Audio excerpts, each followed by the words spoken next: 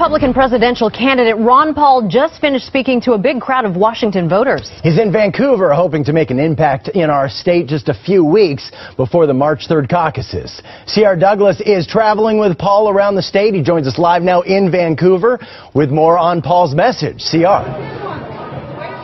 Hey, Matt, Maria, this ballroom just moments ago was filled to capacity. About 1,000 people here, about 800 who were still outside, kind of turned away. They had to watch it through the wings, so to speak. It was a fervent crowd. They were excited. A lot of young people. This guy really pulls out the young crowd. I talked to a lot of them. A couple kids who actually were Obama voters from 4 years ago. This year they're for Ron Paul. I asked why. What is it? For them, it was the wars. They think Obama still is too much into wars.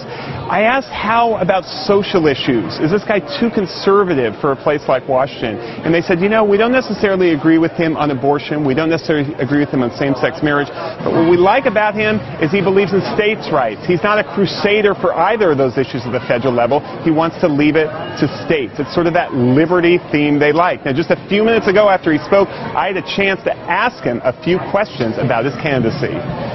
You want to cut $1 trillion from the federal budget immediately. Do you risk job growth if you do that so fast, just when the recovery is getting off the ground? I'm having an argument currently with Bernanke. He argues that it could be damaging, but I believe he doesn't have any credibility because he didn't predict the housing bubble. No, it doesn't.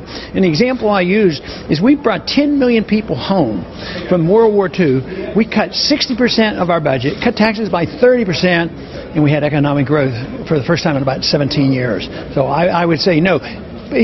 People think because the government's not spending the money that it would be a negative, but when the government spends the money, it's a double negative. First, they take the money from the people, then when they spend it, it's not well spent.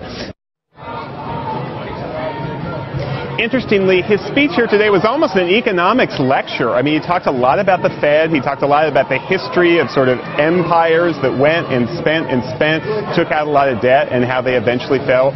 It got a lot of applause. There were also some legalized marijuana folks here today. They certainly like his stand on that. Interestingly enough, when this all started, the person who kind of got this going, she said, you know, whoops, we forgot to put an American flag up here on the stage, but she said, I've got a Constitution. Will that do? And everyone roared in approval. And so when they actually did the Pledge of Allegiance, they did the pledge to the Constitution. Matt and Maria, back to you guys.